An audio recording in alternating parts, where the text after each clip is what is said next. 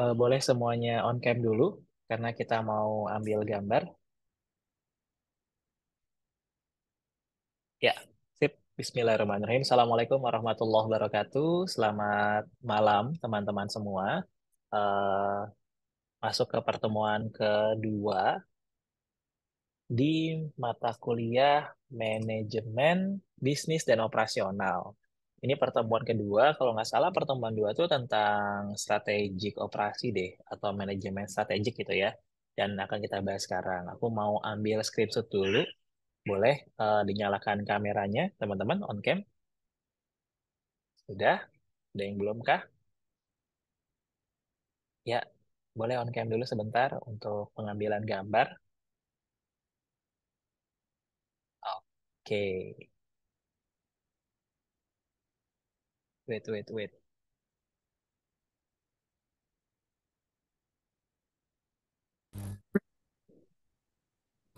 Siap ya, saya ambil gambar dulu. Tiga, dua, satu. Kayak lagi, tiga, dua, satu. Oke, sip. Ya, kita lanjut ke kelas kita di hari ini atau di malam ini. Yang mau off cam, silahkan, tidak apa-apa. Seperti biasa, videonya akan saya upload di channel YouTube saya, Brand Givan, supaya nanti teman-teman yang belum join bisa melihat di video saya tersebut melalui channel Brand Givan. Izin untuk share screen ya.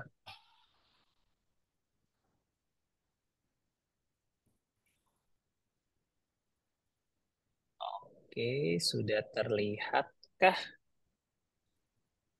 strategi operasi? Sudah terlihat? Muncul? Ya, Pak. Muncul ya. Betul. Nah, kalau gini terlihat atau tidak? Masih sama? Berpindah slide-nya nggak? Pindah ya? Ya, tapi kelihatan Pak. Oke. Oke, kita mulai saja perkuliahannya. Pertemuan kedua tentang strategi operasi. Masih ingat nggak pertemuan pertama kita bahas apa? Lupa ya?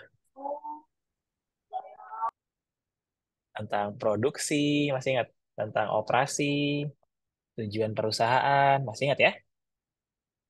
Nah, sekarang kita masuk ke strategi operasi. Strategi operasi itu apa? Mungkin sebelumnya saya mau coba tanya ke Brigita. Halo Brigita,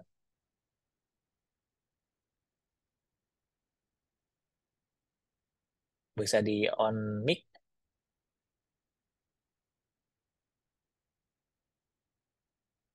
Mana Brigita? Bisa di on mic? Hilang malah.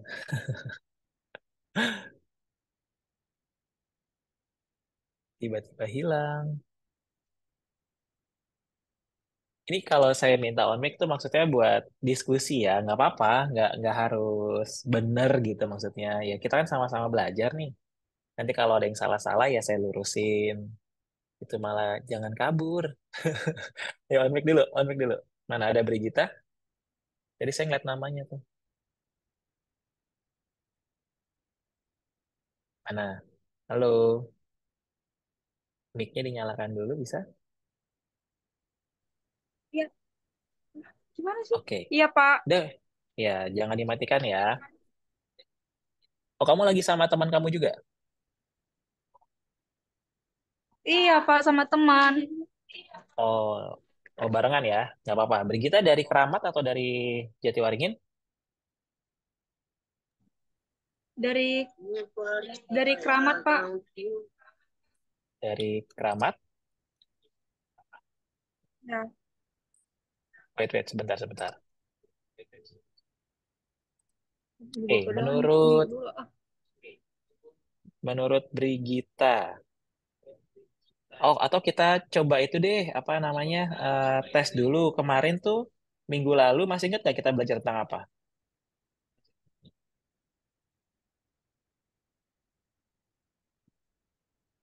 Ten- tentang produk.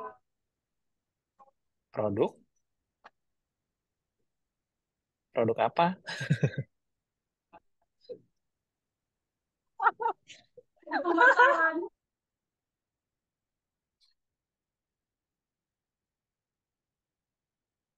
Produk pemasaran.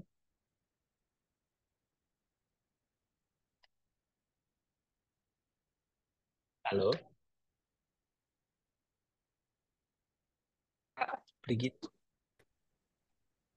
Minggu lalu kita Iya, membahas apa Pak. coba, masih ingat nggak?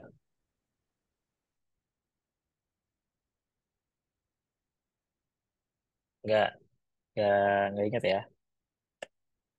Ya udah sekarang pertanyaannya aja deh. Strategi operasi menurut Brigita. Kalau mendengar kata strategi dan operasi, apa yang diingat?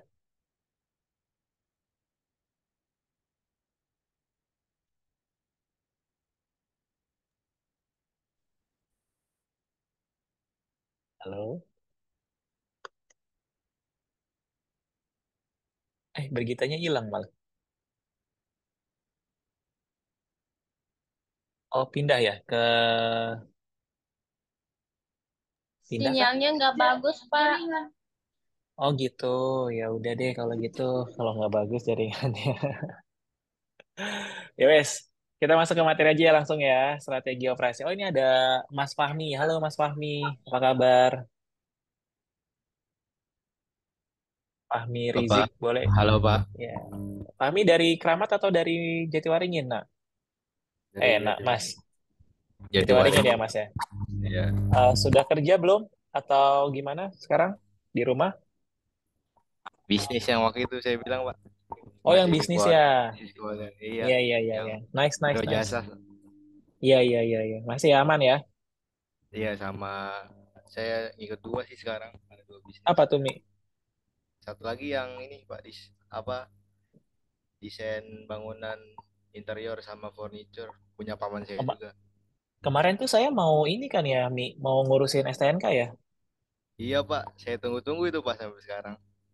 Makanya saya lupa waktu itu siapa ya. Ternyata Fahmi. Lupa saya. Siapa Iya yang Pak, nggak ngurusin ya? apa-apa. Sampai keskip loh saya. Tuh motor masih nganggur tuh Mi. Kacau sih. Di Iya YouTube Pak, lagi. nanti kalau Enggak tenang. Kita harus taat membayar pajak, betul Fahmi? iya betul Pak, betul. Nah, betul Pak, itu Betul. kewajiban Betul. itu Pak. Kewajiban. Taat membayar pajak adalah kewajiban. Oke, lanjut ya. Skip ya. Iya Pak. Oke. Siapa lagi di sini? Ya udah ntar aja lah kita cek-cek orang-orangnya. Kalian masih semangat ya, teman-teman ya belajarnya ya. Semangat Semoga parah. tetap semangat parah sih, harus semangat deh. Saya juga sudah semangat banget nih, udah bela-belain. Bela-belain lebih banget ya. Yuk, lanjut. Kalian ada kelas nggak sih sebelumnya? Atau hanya saya aja? Anak Jatiwaringin coba. Siapa Jatiwaringin tadi? Fahmi. Ada Tadi kelas nggak? kita ada Ini kelas kelas, Pak. kelas Bapak Oh, Tadi doang Pak ada, Pak. untuk Jatiwaringin, oh, kelas Bapak doang. Atilia Putri ada kelas Iya, saya. Kelas saya.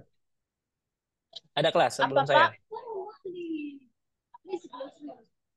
Ada kelas sebelum saya. Ada Pak, ada Pak. Ada, Ada. Pak. Ada.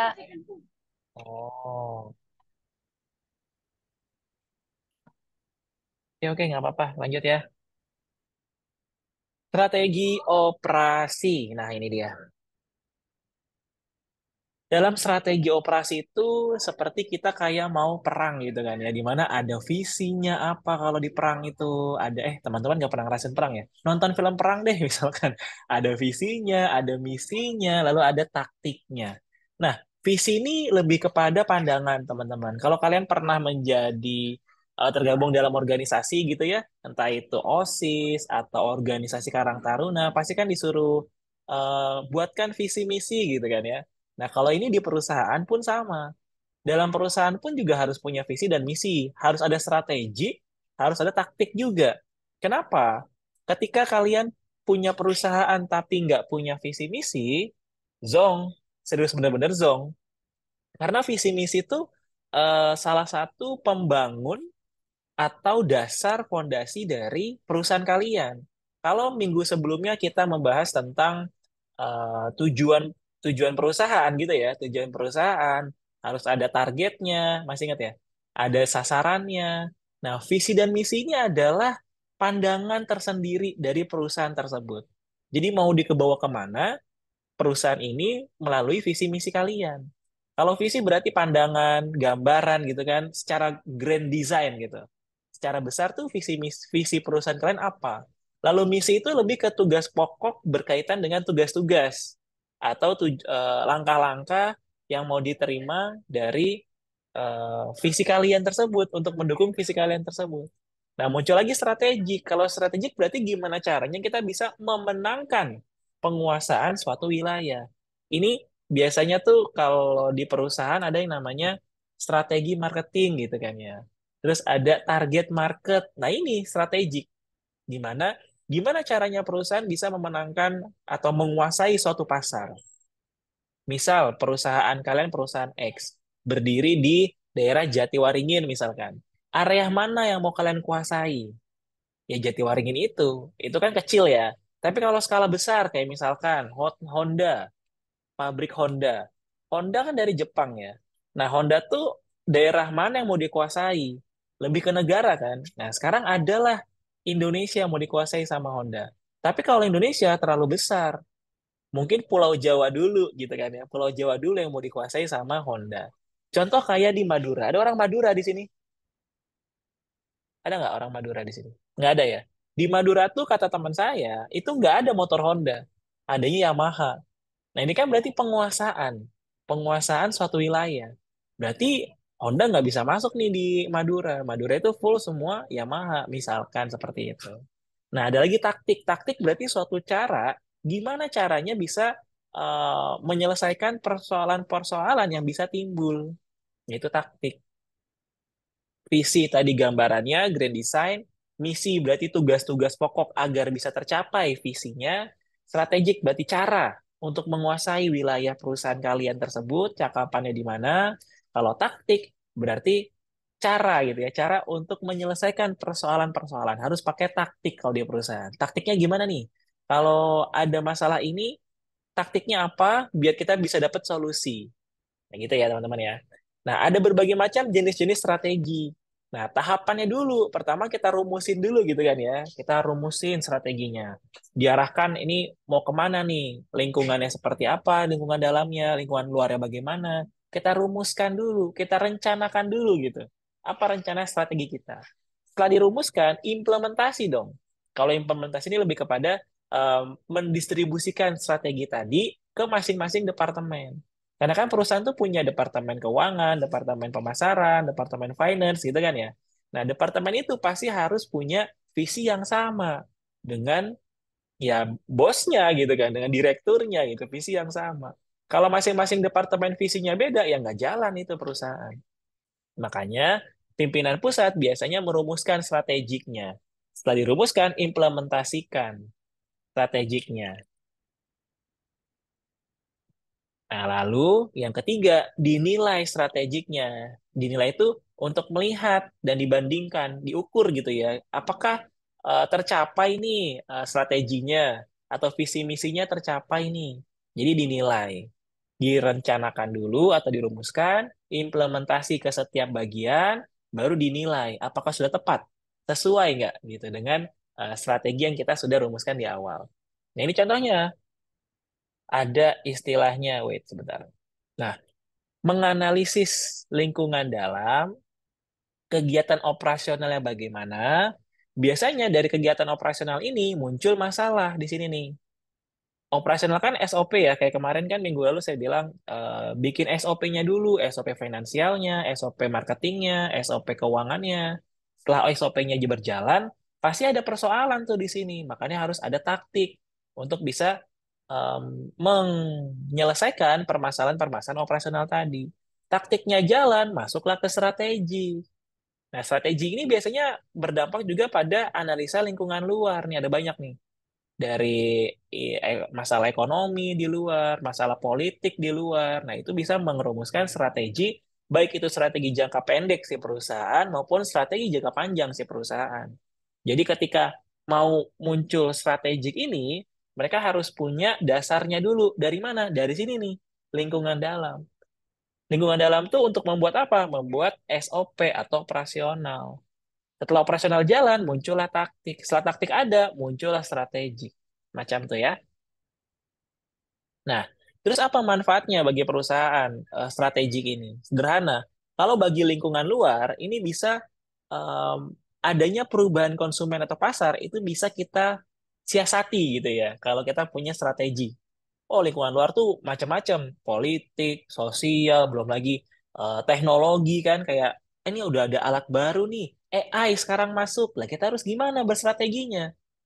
Kalau lingkungan dalam seperti apa? Ya, bahkan sampai polemik organisasi pun bisa menjadi faktor lingkungan dalam. Orang yayasannya nggak akur gitu kan. Wah, itu bahaya tuh. Nggak boleh seperti itu. Atau para petinggi pimpinannya nggak akur gitu kan ya. Itu bahaya. Terus ada perubahan perilaku karyawan. Itu terjadi, nah. Ketika perubahan perilaku karyawan, yang tadinya karyawannya rata-rata milenial, gen milenial, sekarang kebanyakan karyawannya Gen Z, itu kan perubahan tuh.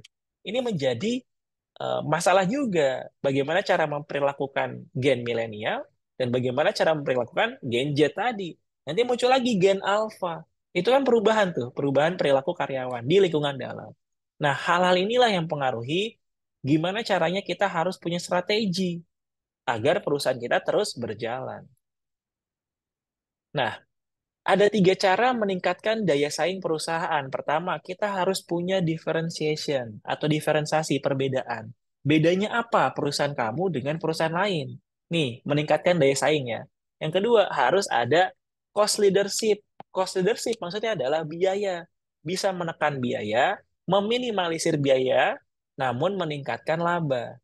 Yang ketiga, kecepatan tanggap, quick response. Nah, kalau ini berarti nih daya saing tuh gini. Pertama, kita menjadi perusahaan yang berbeda dengan yang lain sehingga kita bisa dipilih. Kedua, biaya. Mungkin kita lebih murah gitu kan atau kita lebih mahal. Jangan salah, banyak banyak brand-brand besar sekalipun harganya mahal tetap dibeli kan sama orang. Iya kan? Contoh handphone, iPhone. Contoh iPhone. iPhone biar kata harganya 25 juta sekalipun tetap dibeli sama orang. Itu cost leadership namanya. Atau nggak usah kita banting harga murah-murahan. Ya yang tadi aja yang iPhone yang mahal itu pun dibeli sama orang kan. Lalu kecepatan tanggap, quick respon. Quick respon ini zaman sekarang apalagi Gen Z gitu ya, Gen Alpha kan butuh yang cepat. Bahkan Gen milenial pun ikut-ikutan sama Gen Z. Mereka juga pengen, gue juga harus dapetin yang cepat dong pelayanannya. Udah nggak mau ngantri-ngantri, udah nggak mau yang lama-lama. Inilah yang membuat perusahaan punya daya saing. Nah, tampilan produk, biaya, dan kecepatan itu menjadi hal yang sangat menonjol untuk perusahaan sekarang. Kamu punya bisnis apa? Apapun bisnisnya, ketika kita memiliki differentiation produk, ada unik gitu ya. Ini unik loh, kita tampil beda loh produknya. Sama-sama produk mobil, tapi beda. Sekarang ada mobil listrik, listriknya lebih canggih lagi gitu kan. Itu kan beda differentiation produk. Low cost, biayanya murah, terjangkau. Atau biayanya mahal. Kalau yang biayanya mahal, biasanya tuh dia menjual gengsi gitu kan ya. Kalau barang-barang biaya mahal, mereka menjual gengsi, mereka menjual kelas, mereka menjual strata. Contohnya Rolex. Tahu jam tangan Rolex, teman-teman? Jam tangan Rolex itu nggak ngejual jam, Tahu, tapi yang Pak. dijual, betul yang dia jual itu bukan jam kan? Tapi yang dia jual adalah prestis atau status. Tahu status? Nah, status tuh kayak, oh ini bangsawan, nah gitu loh. Oh ini kelas elit, nah itu status. Jadi dia nggak jual produk. iPhone pun dulu juga sama, yang dia jual prestis. Tapi kalau sekarang udah lebih, semua orang udah bisa punya iPhone kan kalau sekarang. Tinggal udah nggak ketahuan lagi gitu misalnya, oh ini orang high class, ini udah enggak lah. Dulu kan yang pakai iPhone pasti biasanya orang-orang penting aja gitu, orang-orang keren aja gitu, orang-orang bisa beli lah. Tapi kalau sekarang semua bisa beli iPhone gitu. Itu contohnya. Jadi ada low cost, ada juga high cost juga sebenarnya. Jadi nggak semua barang mahal tuh jarang dibeli, tergantung apa yang dia jual dulu. Nah, yang ketiga, kecepatan tanggap tadi, quick response. Tindakan yang dilakukan oleh perusahaan dalam melihat peluang atau ancaman yang bakal timbul. Kayak kemarin COVID kan, COVID-19 tuh rame kan di mana-mana tuh. Nah, gimana perusahaan itu biar bisa bisa cepat tumbuh gitu kan. Ada lagi strategi dalam operasi. Ada 10 strategi dalam membuat operasi itu berjalan lancar. Ini bukan operasi sesar ya, balik lagi bukan. Ini operasi operasional, prosedur dari perusahaan tersebut. Pertama, yang dilihat adalah produk desainnya. harus diapakan nih desain produknya? Dibuat lebih menarik kah? Dibuat lebih eye-catching kah? Dibuat lebih Gen Z kah? Yang kedua, quality desainnya. Kalian jual harga sekian, sesuai nggak sama kualitasnya? Orang zaman sekarang tuh pengen barang yang bagus karena pengennya cepet awet gitu loh. Nggak mau yang biasa aja gitu. Maunya yang awet tahan lama. Karena supaya apa? Supaya nggak beli-beli lagi. Dulu waktu saya masih menggunakan Android gitu ya, masih ada sih handphonenya. Oppo tuh kalau nggak salah. Saya sering ganti handphone setahun sekali. Nggak nyampe setahun malah ganti lagi. Karena sudah penuh memori, penuh lagi segala macam, dan lemot gitu ya. Tapi semenjak pakai iPhone bisa lama gantinya. Bisa 3-4 tahun sekali. Itu kan minim budget. Yang harusnya 2 tahun sekali ganti, ini 4 tahun sekali ganti. Bahkan 5 tahun sekali gantinya. Itu contoh produk-produk yang punya kualitas. Kemudian proses desain itu pun bisa menjadi strategi juga dalam merancang pengolahan desainnya. Ini ada prosesnya, apakah lambat, apakah prosesnya lebih cepat. Namun proses ini pun juga didukung dengan teknologi. Teknologi apa yang bisa membantu proses ini biar lebih cepat? Akhirnya meminimalisir biaya produksi. Yang keempat ada location, tempat kegiatan. Lokasi ya harus strategis gitu kan. Lokasi yang strategis menentukan omset jelas, karena pangsa pasar pun juga beda. Yang kelima, layout desain, tata letak. Berarti harus direncanakan nih. Apa yang direncanakan? Tata letak itu bisa juga tata letak ruangannya, tata letak gedungnya. Apakah lebih mudah, lebih nyaman dalam melakukan operasi operasional ya, administratifnya segala macam. Nggak naik turun, mau bikin ini harus ke lantai 1 dulu, bikin itu ke lantai 2, bikin ini ke lantai 3.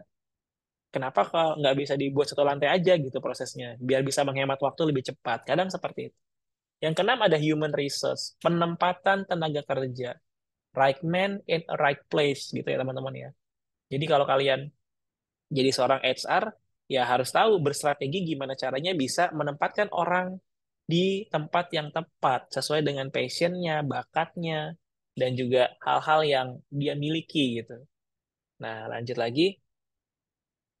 Muncullah efektif, efisien, produktivitas. Nah, kadang tuh ada yang apa istilahnya ya, kebalik-balik gitu ya. Efektif tuh apa sih? Efisien tuh apa sih? Nah, kalau efektif nih lebih penekanannya kepada eh, pencapaian sasaran tanpa memperhitungkan input. Ini efektif. Oh, cepet nih, efektif nih. Ada lagi namanya efisien. Kalau efisien ini lebih kepada pencapaian sasaran juga, terus inputnya seminimal mungkin, lebih ke biaya kan. Kalau efektif lebih ke cepat. Tapi kalau efisien lebih ke biaya. Efisien biayanya, low cost. Tapi kalau efektif, ya dia cepat. Cepat selesainya, cepat sampai gitu kan. Nah, sekarang malah perusahaan maunya efektif dan efisien gitu kan. Cepat selesainya, tapi low cost. Kan gitu biasanya sama produktivitas. Kalau produktivitas berarti kemampuan menghasilkan sama dengan efisien, yaitu output dibagi dengan input. Kalau produktivitas ini biasanya eh, bagaimana si alat ini memproduksi suatu barang, itu produktivitas. Jadi bukan ke orang ya. It's- Nah, gimana cara ngukur produktivitas? Pertama, coba kita naikin outputnya, tapi inputnya tetap. Yang kedua, coba turunin inputnya, tapi outputnya tetap dibalik. Atau yang ketiga, naikin outputnya juga, turunin inputnya. Ini salah satu cara meningkatkan produktivitas gitu kan ya. Ya udah outputnya coba kita naikin dulu. Nah inputnya tapi tetap gitu. Output nih misalkan disuruh bikin ada nggak contohnya ya? Nah ini contoh nih. Sebuah perusahaan konsultan mengeluarkan biaya overhead sebesar $400 dan biaya tenaga kerja $640 per hari untuk 4 orang stafnya. Kondisi seperti itu mampu mengolah dan menyelesaikan 8 dokumen. Baru-baru ini perubahan sistem pengolahan membeli komputer, ini ada teknologi kan, komputer dan peralatan lainnya sehingga mampu mengolah dan menyelesaikan 14 dokumen dengan bantuan teknologi. Jam kerja nggak berubah, tapi perusahaan harus mengeluarkan overhead sebesar $800 per hari karena bayar listrik kan, overhead tuh bayar listrik si komputernya tadi. Terus adakah produktivitas setelah adanya penambahan tersebut dihitung kan sama mereka? Nih, dihitung. Kalau pakai sistem lama, produktivitas tenaga kerja, 8 dokumen dibagi 8 jam dikali 4 orang, itu sama dengan 0,2 dokumen per jam kerja. Itu sistem lama. Sistem lamanya berarti kalau dengan uang itu 0,007 dokumen per dolar. Tapi kalau pakai sistem baru, dengan perhitungan yang sama, itu bisa mendapatkan 0,4 dokumen per jam. Lebih cepat kan? Lebih cepat. Tapi per dolarnya jadi lebih mahal, 0,009. Kalau yang pakai sistem lama, nggak pakai komputer, 0,007, lebih murah. Efisien gitu kan. Tapi dokumennya 0,2 dokumen per jam. Tidak efektif. Kalau pakai sistem baru dengan perhitungannya lebih efektif, tapi kurang efisien. Gitu kan ya. Ya tinggal dibalik-balik aja mau yang mana gitu maksudnya kalian.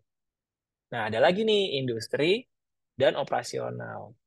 Ada sektor primer, ada sektor manufacturing, ada sektor tertier. Kalau sektor primer tuh lebih kepada ya tambang, perikanan, kehutanan gitu kan ya. Terus agriculture itu sektor primer yang memang menghasilkan bahan-bahan dasar kebutuhan primer manusia itu namanya sektor primer dalam industri. Kalau sektor manufaktur lebih kepada menciptakan barang-barang konstruksi untuk mengolah si barang sektor primer ini.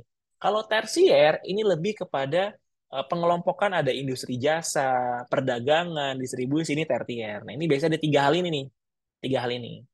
Nah biasanya tuh kalau yang tertier dia kan adanya distribusi. Apa yang didistribusi? Hasil dari sektor manufacturing. Hasil dari sektor manufacturing itu kan banyak. Bisa jadi bahan nggak bahan baku ya, eh, alat-alat berat gitu kan, distribusi oleh sektor tertier. Contoh seperti itu. Lanjut. Selesai. Oke, soal latihan. Ini jawab di kolom komentar ya, seperti biasa ya. 1. Memenangkan penguasaan suatu wilayah disebut apa? Tadi kan ada visi, misi, strategi, taktik, operasi. Jawablah. Yang kedua, nih yang kedua nih. Penekanannya hanya pada pencapaian sasaran tanpa memperhitungkan input. Nah, cuma sasaran nih, tapi inputnya bodo amat gitu. Apakah ini efektif atau efisien? Di antara dua itu ya. Apa malah produktivitas? Ngaco. 3, di bawah ini yang merupakan manfaat strategi bagi perusahaan pada lingkungan luar. Nah, ini kalau kita punya strategi, manfaatnya apa nih? Kita membentuk strategi tadi bagi lingkungan luar. Oh, kita bisa melihat adanya perubahan demografi kalau dari lingkungan luar, atau kita bisa adanya perubahan manajemen, perubahan perilaku karyawan. Kalau karyawan udah pasti internal lah ya, nggak dari lingkungan luar tuh, lingkungan dalam pasti. Yang keempat, di bawah ini yang bukan merupakan strategi perusahaan dalam menghadapi peluang dan ancaman. Nah, ini ya, untuk menghadapi peluang ancaman itu apa ya? Apa yang, tapi ini yang bukan ya teman-teman ya, yang bukan merupakan strategi perusahaan. Gampang weh. Yang terakhir, tindakan yang dilakukan oleh perusahaan dalam melihat peluang atau ancaman yang bakal timbul.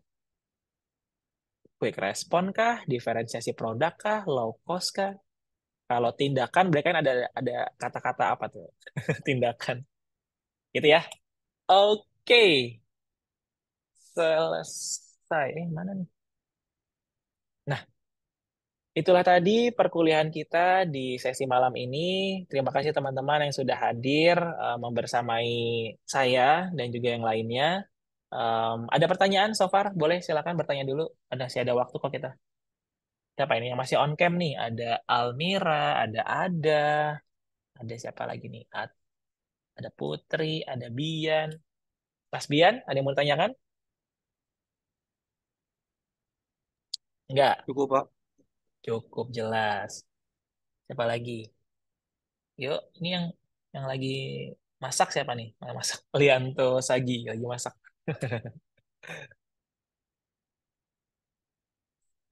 Nggak ada? Cukup jelas ya? Atau ada yang mau nanya ke saya gitu? Apa kek? Tanyain aja apa? Nggak ada. Ada yang mau nanya? Ya wes lah kalau ada yang mau nanya. Terima kasih teman-teman sudah hadir di perkuliahan kita hari ini. Em, Mohon maaf jika ada banyak kata-kata yang salah atau kurang berkenan. Tolong bertanya ketika tidak paham dengan soal-soal Sama siapa? atau per- Nah, sekarang tolong bertanya ketika ada yang tidak paham tentang materi terutama tentang strategik Terus tadi, lain. atau saya kecepatan mungkin bahasanya, jadi bisa sama-sama saling koreksi gitu ya. Gimana? Ada yang mau nanya nggak nih?